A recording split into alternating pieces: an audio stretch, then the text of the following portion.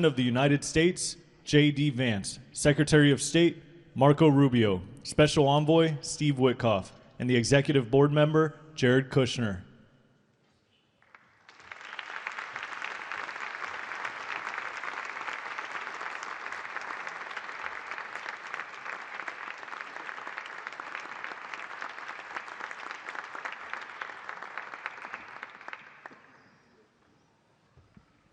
Ladies and gentlemen, please welcome the President of the United States, Donald J. Trump.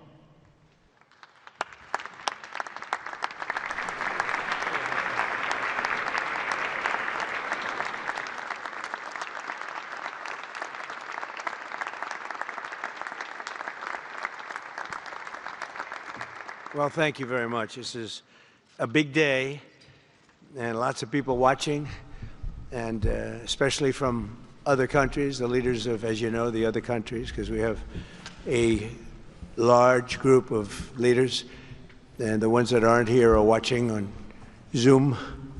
I hope they enjoy it.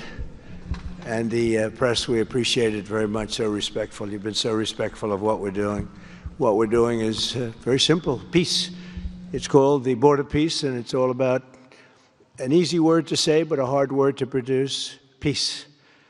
But we're going to produce it, and we've been doing a really good job, and some of these leaders that are with us have helped me very much during just this first year. We have a first year like probably no other ever in our country, because we settled 8 wars and I think a 9th to come. It's turned out to be a tougher one. I thought that was going to be the easiest one, but with war you never know what's easy and what's not so easy.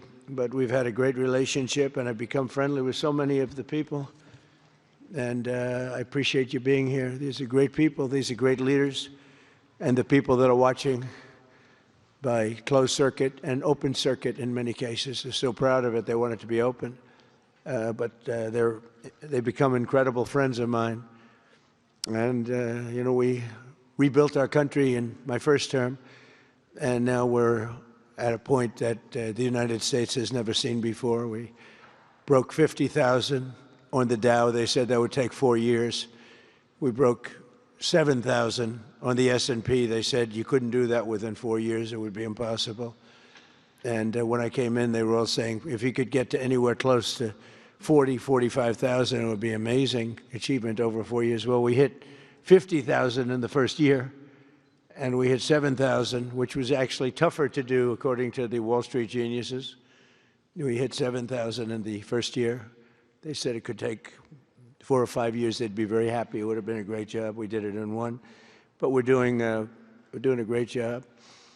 Board of Peace is one of the most important and consequential things I think that I'll be involved in. We've been involved in a lot, and really I've been involved in a lot with the people up here. We work together on ending wars with their country. Some of the wars were 32 years long, 32, 34, and a 37. That's a long time, and we ended it in about 2 days, each one of those. But we have some other work to do, and we're getting it done. Gaza is very complex. It's been amazing. I want to thank Steve and Jared for an amazing job. Marco's over there watching. Everybody's fantastic. And JD, what a job. They're all doing. It's a team. I think it's the best team ever assembled. And you see that by the results. So today is a tremendous honor to welcome you all to the United States Institute of Peace for the inaugural meeting of the Board of Peace. Very important. I believe it's the most consequential board, certainly in terms of power. And in terms of prestige, there's never been anything close, because these are the greatest world leaders. Almost everybody's accepted, and the ones that haven't will be. Some are playing a little cute. It doesn't work. You can't play cute with me. But they're playing a little bit, but they're all joining, everybody. Most of them very immediately. A few that we really don't want because they're trouble. Take care of them. But this is the most prestigious board ever put together. You know, I've seen some great corporate boards. I've seen some great boards, period. It's peanuts compared to this board. because we have virtually everyone is the head of a country other than Johnny, but he's the head of soccer, so that's not so bad, right, Johnny? I like your job the best, I think. And by the way, your World Cup has set every single ticket record in the history of soccer. In the history, nobody's ever seen anything like it. The sales are virtually complete. Nobody's ever seen anything, so congratulations. You made a good decision. We did it together. Thank you, Johnny. Great guy. So I want to thank the many leaders and dignitaries who have traveled great distances and lengths for the important gathering that we're at right now. This building was built for peace, and nobody knew what to name it. And then Marco named it after me. I had nothing to do with it. I swear I didn't. I swear. I had no idea. They said, there's a surprise coming. I didn't know that surprise. I thought they were going to give me a lot of money or something, maybe cash. Could always use some extra cash. But I came and they stopped the beautiful beast. I got out very safely, I'm sure, and looked up, and there it said, Donald J. Trump on the building. And when I say that had nothing to do, nobody believes it, and that's okay. But I appreciated it. That was Marco and JD and a group got together, and they did that, and I just thought it was very nice. And it makes me work harder. We're going to have to work harder. We're going to have to make this building much more important. It's brand new. They built it for peace, but nobody occupied it. You know, nobody knew what the purpose of it. But the architecture is so beautiful, and it was with the meeting rooms, the reception rooms. It's really amazing. Who would think that it was built without anybody in mind or anything in mind, and then the State Department took it over. They liked it. Marco came over one day. He saw this. He said, "This building is great," and he actually claimed it. Right? He claimed it. And that's what he does. Where is Marco? I said, Marco, is that true? You claimed this building. You took it away from about 5 groups that wanted it. That was done very quickly, very methodically. But it was really, really built so beautifully in such a beautiful building. But we worked together to ensure the brighter future for the people of Gaza, the Middle East, and the entire world. I think that the Board of Peace, because it's mostly leaders and unbelievably respected people, but mostly leaders of Middle Eastern countries, countries from all over the world, and they've been very generous with money also. And the United States, which I'll say in a moment, is also very generous with money because there's nothing more important than peace. And there's nothing less expensive than peace. You know, when you go to wars, it costs you 100 times what it costs to make peace. We have a man at the end right there that's smiling because you learned that after 30 years of fighting, right? 30 years of fighting, we got it done. I want to thank you very much. That was a great thing you did. You and your new friend, they came to my office and they said, I've been fighting for 22 years. Now you're there for 23 years, right? But I've been fighting for 22 years. That's all I've done is fight this gentleman. And his counterpart was there for 7 years. He said, I've been there for 7 years. All I've done is fight this gentleman. And we had it worked out in about 24 hours, right? And it's been a good peace. And I think they've become friends. I'm not sure I'm allowed to say that, but I think so. I think they've become friends, right? Right. Great. Stand up. Stand up. These are 2 tough cookies, too. You think that was easy? It wasn't easy. These are 2 tough people, good people, but tough people. But, you know, we're in the Oval Office, and we were getting near. But the one was at one side of the room. I have 2 chairs right in front of the desk, the beautiful, resolute desk. One's over here. One's on the other side of the room. I said, folks, could you get a little closer? Well, I don't know. They felt very uncomfortable. You know, they've been killing each other for 32 years. So I say, can you get a little closer? After 1 hour, they were right next to each other. We made a deal. They hugged, they signed, and we had peace with 2 very important countries, and I'll never forget it. So they started off a little weak, and they ended up really strong, and you can be very proud of yourselves. It was a beautiful thing to see. Thank you. Look at that. Can you believe it? 32 years. Thank you. Thank you very much. But we're honored to be joined today by Prime Minister Rama of Albania. President, where is President Milei? You're another one, I'll tell you. Where is President Milei? I endorsed him. I'm not supposed to be endorsing people, but I endorse, when I like people, you know, I've had a very good record of endorsing candidates within the United States. But now I endorse foreign leaders, including Viktor Orban, who's here, and others. And I endorse this gentleman, Milei. He was a little behind in the polls. He ended up winning in a landslide. I just endorsed the Prime Minister of Japan. She was in a tight race, but was probably going to win, and she won in the largest number in the history of Japan. So she likes me a lot. But it was an honor, and you're doing great. Oh, look, they're sitting right next, Victor. I think, but ultimately, I think I'm going to end up endorsing. Hey, look, as long as it works, it's okay with me. But the endorsement seems to be working in foreign countries, too, so that's good. But nice to have you both. Victor, nice to have you both. Very proud of you. The Prime Minister of another, really just a great guy, Pashinyan of Armenia. President Aliyev of Azerbaijan. I love saying that name now, you know. At the beginning, it was giving me a hard time. Now I love saying it. It's a beautiful name. I love it. His Majesty, King Hamad bin Isa Al Khalifa of Bahrain. Bahrain. Thank you. Thank you. Where are you? Where are you? He's so rich, he can sit there. He can sit wherever the hell he wants. You know, he could sit up in the corner. He could sit up top. He might take a piece of this building, Marco. He'll take 25% of the building for about $6 billion. Thank you. And you've been very generous also. We appreciate it. Prime Minister Hun Manet of Cambodia. Raise your hand wherever you may be.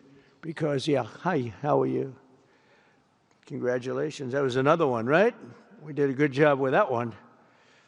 Prime Minister Madbouli of Egypt. Thank you very much, and say hello to the General/President. Okay. Prime Minister Orban of Hungary, who has my complete and total endorsement for election. Not everybody in Europe loves that endorsement, but that's okay. He does an unbelievable job. He's done an incredible job on immigration, unlike some countries that have hurt themselves, but they're working on it. But I just want to let you know, you have my total and complete endorsement, and I'm putting it out. I already did, but I'm putting it out again. And you're coming up with an election, and I think you should be good. I'll tell you, Milei did pretty well. He was a little down, right? And then he ended up winning in a landslide, so that's pretty good. You're going to do great, Victor. Thank you very much for being here. Appreciate it. You run a great country. A man that I really like a lot is, he's definitely tough. I don't want to fight him. President Prabowo of Indonesia. Thank you very much. Please, this is a big guy. I tell you, I said, how many people in Indonesia? He said, like 240 million. I said, no, say it again. How many? It's a big country you have. And you do a great job and respected by everybody. And thank you very much for being here. Thank you very much, Mr. President. President Tokayev of Kazakhstan, thank you very much. What a country that is. It's a wonderful country and a rich country, in case anybody has any question. We have some very rich people here today. President Osmani of Kosovo. President, thank you very much. Great job you're doing, too. Thank you very much. Prime Minister Sharif, I like this man, of Pakistan, because there was some fighting going on when I got to know him, and your Field Marshal, General, great general, great Field Marshal, a great guy. And I got to meet the Prime Minister. And he said in front of our Chief of Staff, Susie Wells, who's right here, he said, you know, nobody knows this, but I believe that President Trump saved 25 million lives when he stopped the war between us and India, right? You made that statement. I said 25 million lives, could have been much more, actually. But it was really a beautiful thing. You said that in front of a group of people they walked out. They don't think about it, but you're talking about that kind of lives. That war was raging. Planes were being shot down, right? And it was Pakistan and India. And I got on the phone with both of them, and I knew them a little bit. I knew Prime Minister Modi very well, actually. But I got to know Pakistan through a little trade. They were trying to make too good a deal, and I got a little upset with them. And in the end, they got what they wanted, right? And they made a good deal. And I got to like them, the Prime Minister, and the Field Marshal, who's a tough man, a tough, good fighter, right? Good, serious fighter. I like good fighters, actually. And when I heard that they were fighting, I picked up a certain newspaper. I won't tell you which one, because it's fake news generally. But I picked up this newspaper, and I saw that Pakistan and India were really going at it. And then it got worse and worse, and many planes were shot down. It was all out. And I called them, and I said, listen, I'm not doing trade deals with you two guys if you don't settle this up. They said, no, that has both of them. They didn't want to do that. I said, no, it has to. If you don't do it, I'm not doing a trade deal. We're not doing a trade deal. And they do a lot of business with the United States, and they sort of softened up all of a sudden. And all of a sudden I read where there was a little bit of a pullback by one, then the other, and all of a sudden we worked out a deal, right? But I said, if you fight, I'm going to put 200% tariffs on each of your countries, which essentially makes you not allowed, you can't do any business. One of them, I won't say which one, said, no, can't do that. They both wanted to fight. But when it came to money, it's not like money. When it came to losing a lot of money, they said, I guess we don't want to fight. And we solved that deal in 2-3 days, right? And we did. We said, these are two very powerful nations. These are two nuclear nations. And I don't want to say what was going to happen, but, bad things happen. So, Prime Minister, I want to thank you, because that was a very big deal. People have no idea. A lot of them say, oh, well, they weren't fighting. They were fighting. 11 jets were shot down, very expensive jets. And they were all in. Both of them were all in, and now they're not. And I think we'll always be able to settle up with them. I really do. I think you're going to have, it's a lot of progress was made even in the relationship. And Prime Minister Modi also, he's a great man. He's a great guy. They're all great. But I was very proud of it. President Pena of Paraguay is here. President, thank you very much. Young, handsome guy. It's always nice to be young and handsome. Doesn't mean we have to like you. I don't like young, handsome men. Women, I like. Men, no, I don't have any interest. Good. That's right. Thank you very much. You're doing a great job, too. His Excellency Prime Minister Al Thani of Qatar, just a great man, a great man and highly respected. And he's working with a man who is amazing. I always say he needs a public relations agency, because you do so much good and they have you down as evil. And you're not evil. You help us so much, and you're such a good ally. And I just want people to know that. And the Emir is incredible, smart. As smart as you can be, a great leader. And he cares so much for the people. And he cares so much for the Middle East. So I want to thank you very much and send my regards. Your country has been a great help. So, surprising to some of the people writing out there, but now they'll start changing their tune, because it's true. I only tell the truth. Prime Minister Don of Romania, wonderful people. The Romanian people are fantastic people, like you're fantastic. And a lot of them come and work in this country and help us in this country, as you know, and it's they are just really, really solid people. President Mirziyoyev of Uzbekistan, who is where? There he is, and a friend of mine. He's got one of the most difficult names in history, but that's okay. It doesn't matter. Your country's doing great. You're doing great. And just no problems. Every time I see him, nope, we're doing good. No problems. And General Secretary To Lam of Vietnam. Vietnam is incredible as a country and as a force, and it's an honor to have you. A really great honor to have you. A lot of respect for your country. We also want to express my gratitude to Vice President J.D. Vance, who is a fantastic man. He's a fantastic talent. He was a great student.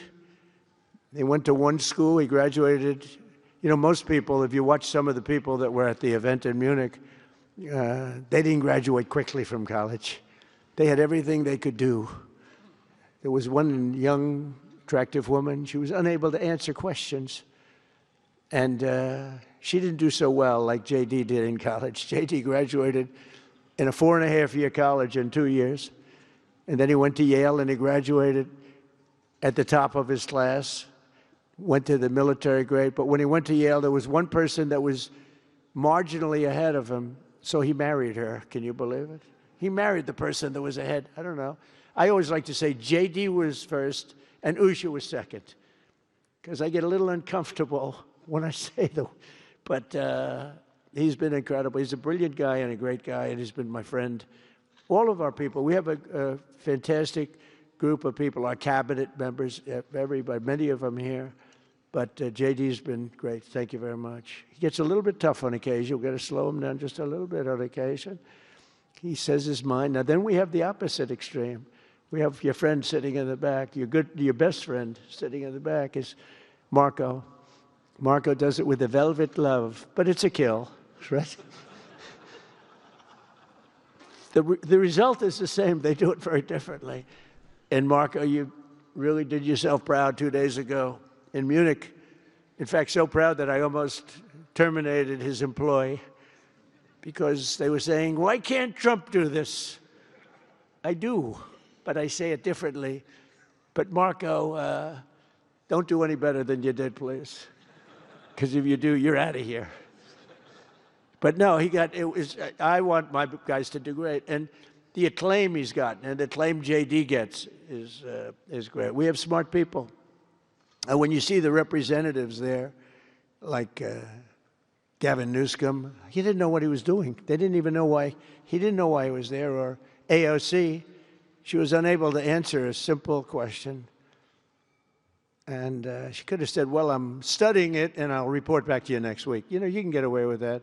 But she just went, it's actually, I think it could be a career-ending answer, because for 25 years, anybody running against her, I think Susie is going to use that little piece of stuff. It was not good.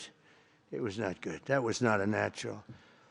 So I want to thank J.D. I want to thank Secretary of State Marco Rubio. They're extraordinary. I want to thank Special Envoy for Peace, Steve Witkoff, who has been unbelievable. You know, I took Steve because I was a developer in New York, really successful, actually much more successful than Steve, but I don't want to say that. I'm not going to say that, Johnny. I refuse to say it. But I saw something in Steve. Steve's a great negotiator. Everybody loved him. All these developers, and they're tough. You know, New York developers tend to be on the tough side.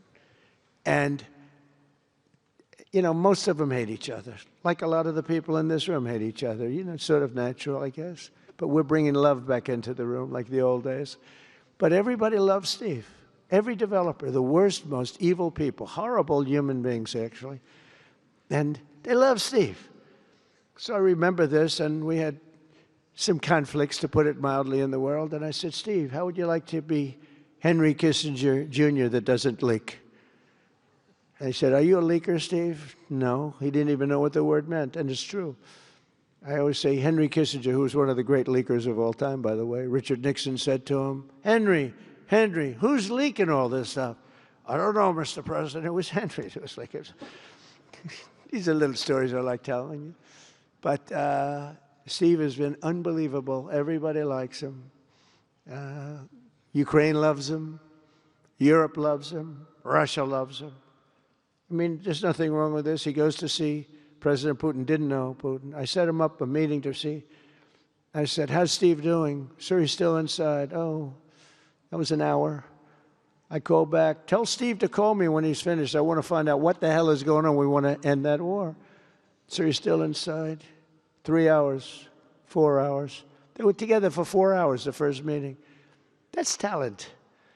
And they get along. I mean, people like or don't like Putin or Zelensky. They get along. Same thing with Zelensky. I mean, they all love Steve, and Steve's doing a great job. That's a tough one. That's a much tougher one. I would have thought that some of the ones that we settled that are up here would have been, I thought this would be easy because I have a very good relationship with President Putin. I have a very good relationship with President Xi. I'm going to be going to China in April. That's going to be a wild one.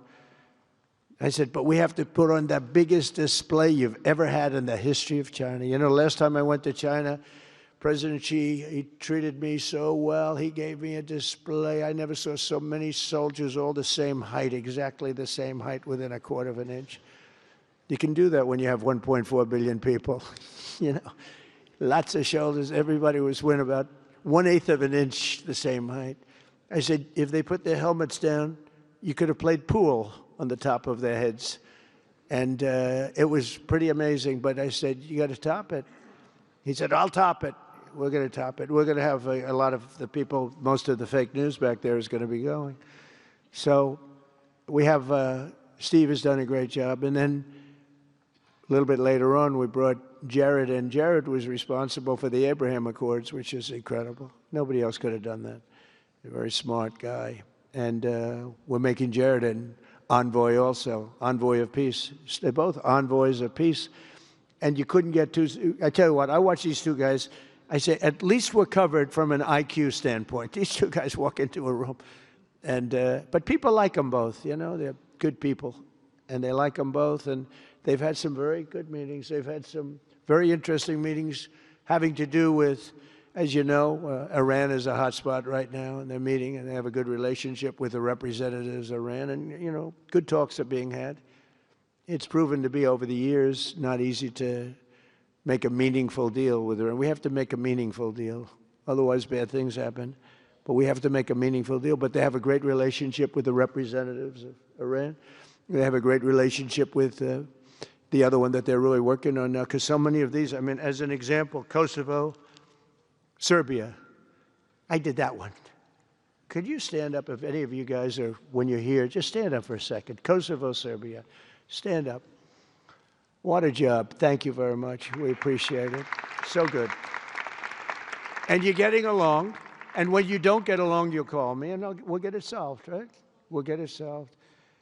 Thank you very much. Really good. And then again, Pakistan and India. That was a big one. And just, I think you should actually stand. Come, please, stand just for a second. Pakistan and India, thank you very much. And I spoke to Prime Minister Modi. He's excited. He's watching us right now. Egypt and Ethiopia. We're going to get that. You know, there's a little dam that got built. Little dam, like maybe the largest dam in the world. Built and financed, of course, by the United States brilliantly. And having a little trouble getting water to the Nile.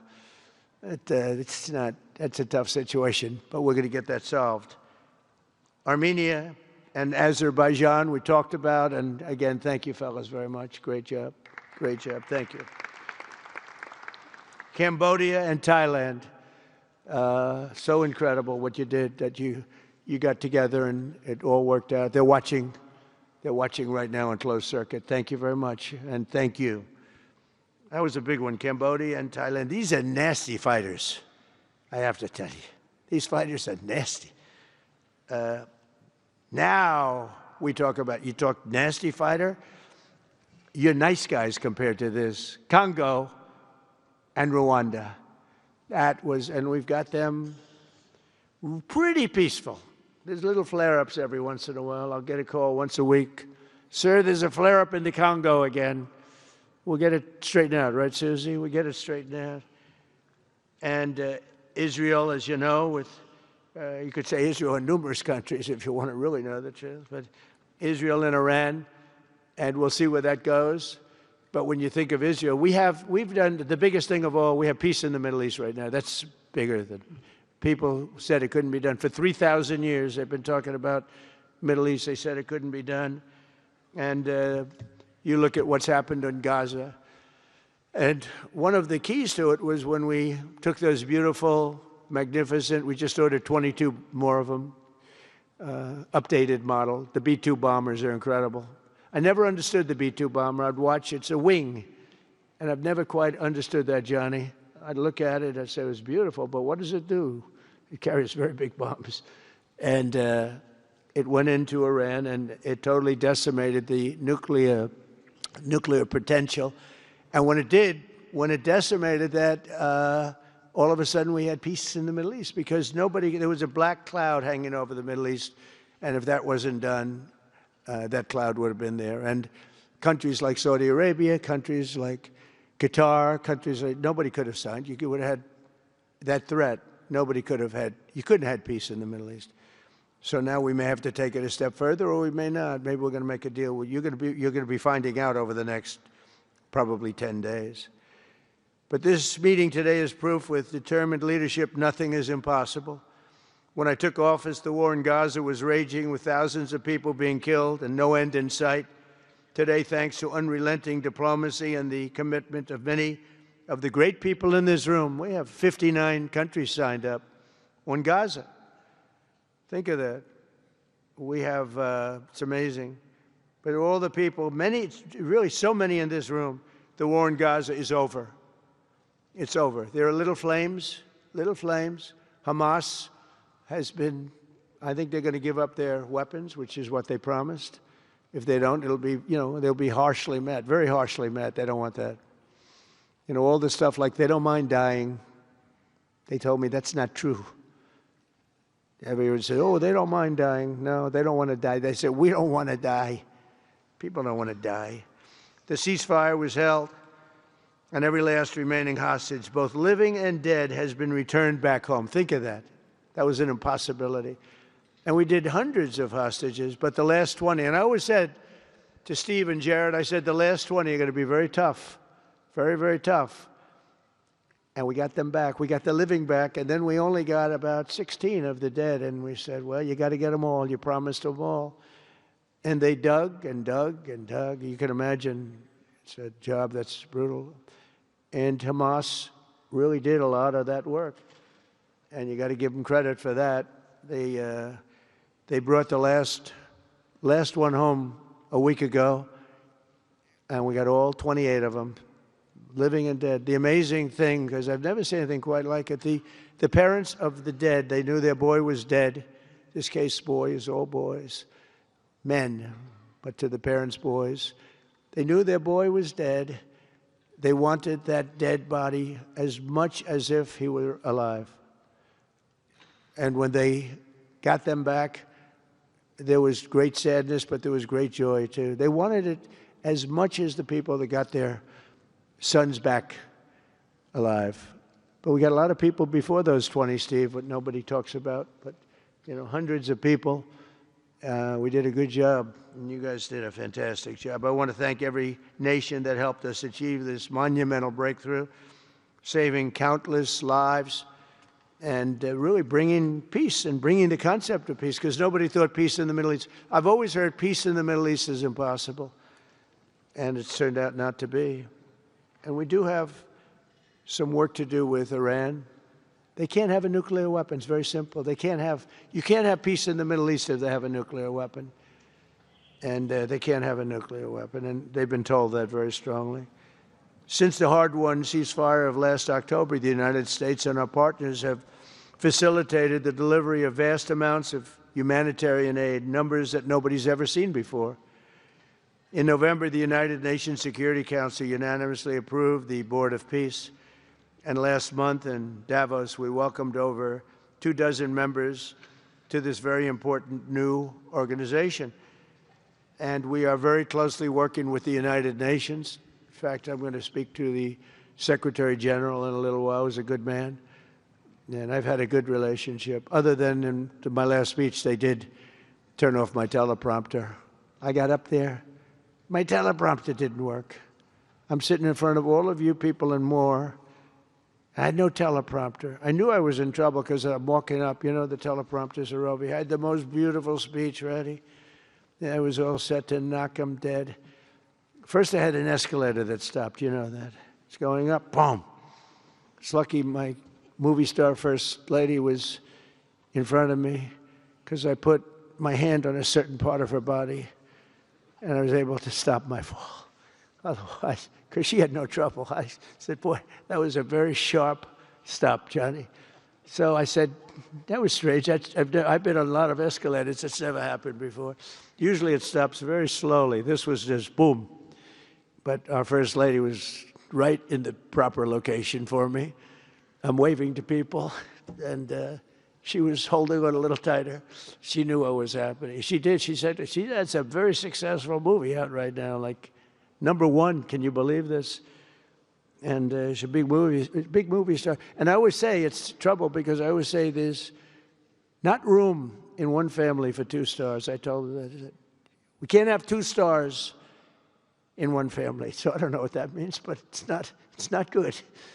But it is good because we're proud of her. She did people in the United States love the First Lady, and she did the movie, and it's become the biggest selling documentary in 20 years. Can you believe? The theaters are all packed. Women especially, they go back and they see it 2 or 3 times, 4 times. But together we're committed to achieving a Gaza that is properly governed throughout. The whole area is going to be, so many countries that have really nothing to do with the Middle East, but they're maybe somewhat close by. They're all involved. They want to go in and fight. They tell me all the time, we'd like to send soldiers to fight if it's necessary.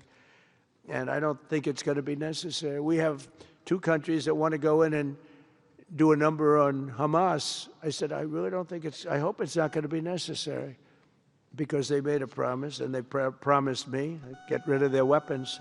Looks like they're going to be doing that, but we'll have to find out. But it's no longer a hotbed of radicalism and terror.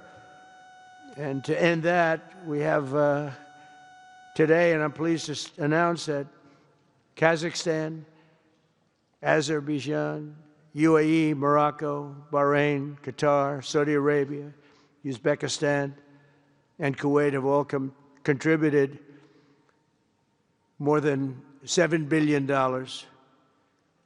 toward the relief package. That's great. Thank you, fellas. Thank you.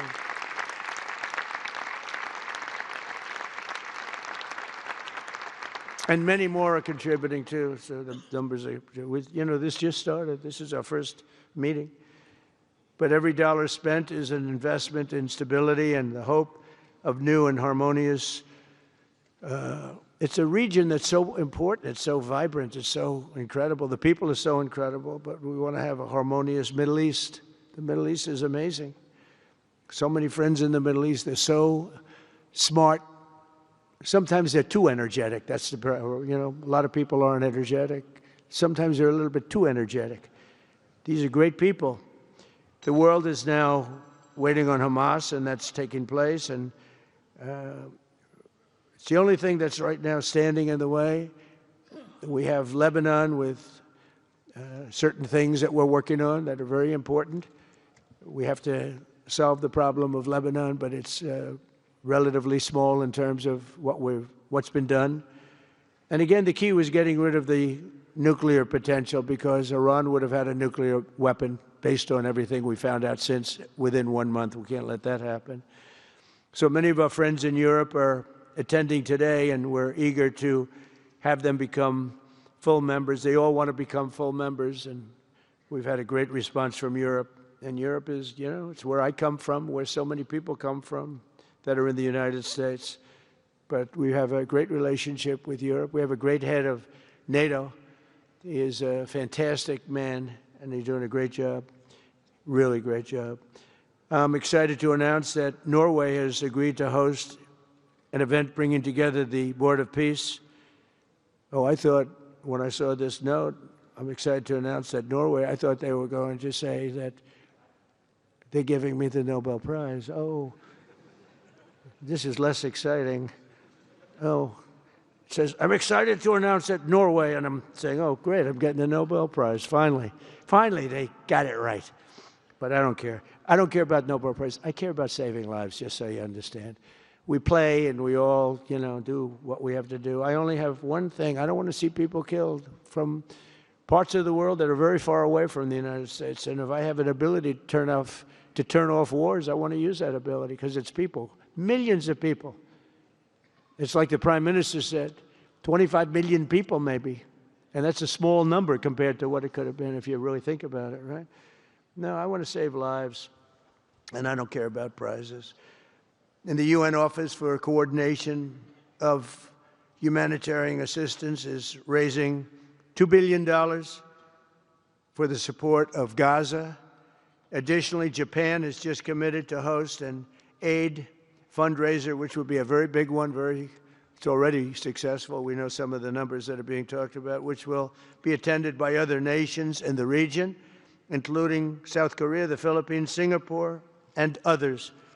And I know that China is going to be involved, and I think Russia is going to be involved. I think they will be.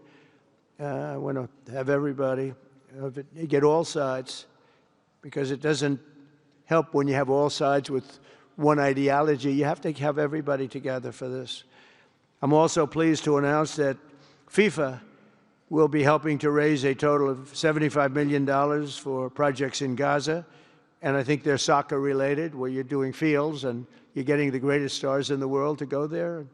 People that are bigger stars than you and I, Johnny. I hate to say it. You know, I met one of your great stars who came to the White House, as you know. And my son was very excited. These are great people. These are great people. And Johnny's going to bring the stars to the area.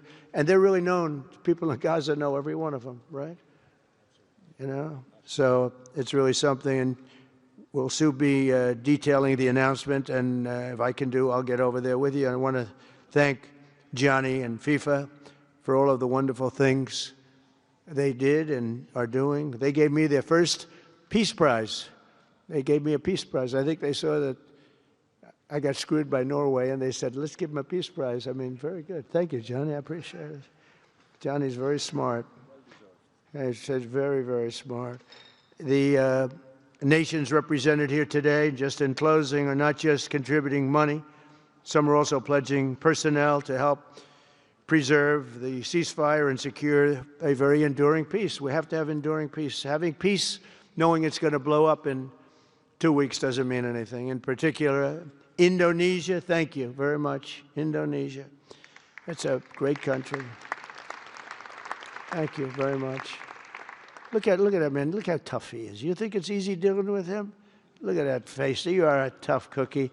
And we say it lovingly, too. We need strength. You say, see, he doesn't mind. He's tough and he's smart. And smart is more important. Morocco, thank you very much. Great. What you're doing is great. Albania, Kosovo, Kazakhstan have all committed troops and police to stabilize Gaza. Egypt and Jordan are likewise providing very, very substantial help, troops, training, and support for a very trustworthy Palestinian police force. We think we're getting some very good people on that police force. And, you know, it's peace in the Middle East. We have peace in the Middle East. Think of it. For years you've been hearing about peace in the Middle East, and everybody's saying it's impossible. All of these countries are working together around the vision of a Middle East that is free from the curse of extremism and terror. And now is time. And by the way, even people with extremism and preaching extremism, they're exhausted. They're tired. It's been going on for too many years. I don't care who you are. They're tired. They want peace. And now is the time for Iran to join us on a path that will complete what we're doing. And if they join us, that'll be great. If they don't join us, that'll be great too. But it'll be a very different path. They cannot continue to threaten the stability of the entire region, and they must make a deal. Or if that doesn't happen, I maybe can understand. If it doesn't happen, it doesn't happen. But bad things will happen if it doesn't. With the commitments announced today, the Board of Peace is proving that it does not just convene countries. It devises and implements, and real solutions happen. We've come up with solutions. This is so little talk. This is very little talk, all action. First time, it was always talk in the Middle East. People would talk about peace in the Middle East, and then they'd go home and they'd never even think about it again. Nothing would happen. We're providing a model for how responsible sovereign nations can cooperate to take responsibility for confronting problems in their own regions. The Board of Peace is showing how a better future can be built, starting right here in this room. And I want to let you know that the United States is going to make a contribution of $10 billion to the Board of Peace. Thank you.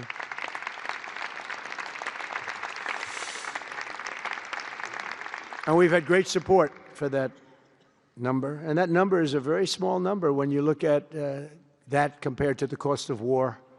That's 2 weeks of fighting. It's a very small number. It sounds like a lot, but it's a very small number. So we're committed to $10 billion. Together we can achieve the dream of bringing lasting harmony to a region tortured by centuries of war, suffering, and carnage. They say 3,000 years. And hopefully we can lift up the eyes of the world to envision how other intractable conflicts can be settled. So many conflicts, they'd say, are impossible to settle, and we get them settled. We got, of those 8 that we settled, most of them were said to be not settlable. And they not only got settled, they got settled within days. More impossible problems can be solved as we go along this very beautiful path. I think it's a beautiful path. I think it's such an important day. Even the weather's beautiful. We walk in, it's beautiful. Everything's beautiful. But the ancient wounds can be healed, and they are indeed ancient. This has been going on for so many centuries that our entire planet will be a better, safer, more beautiful, and more peaceful place for us all. We're going to be working with the United Nations very closely. We're going to bring them back. I think the United Nations has great potential, really great potential. It has not lived up to potential. The 8 wars, I never even spoke to them about one of them, and I should be speaking to them about all of them. Someday I won't be here. The United Nations will be, I think, is going to be much stronger. The Board of Peace is going to almost be looking over the United Nations and making sure it runs properly. But we're going to strengthen up the United Nations. We're going to make sure its facilities are good. They need help, and they need help money-wise. We're going to help them money-wise. And we're going to make sure the United Nations is viable. And you have some very good people at the United Nations, can do a good job. But as I said, I've said it for years, United Nations has tremendous potential. A lot of people didn't like when I said it. They said, oh, you shouldn't say that because, you know, we don't care about the United Nations. No, it's really very important. And I think it's going to eventually live up to potential. That'll be a big day. So I want to thank everybody for being here. You're my friends. You're great leaders. You're great people. And I can honestly say, you know, you're strong leaders, you're tough leaders in many cases, and every single one that I'm looking at that's right here, I've gotten to know and I've gotten to respect. And really, you're friends of mine. And if I can help you at all, you let me know. But this is going to be something, the Board of Peace will be something that, the likes of which I don't think anybody's seen before. And thank you all very much. It's a great honor. I'm going to ask J.D. Vance to come up and say a few words. Thank you very much.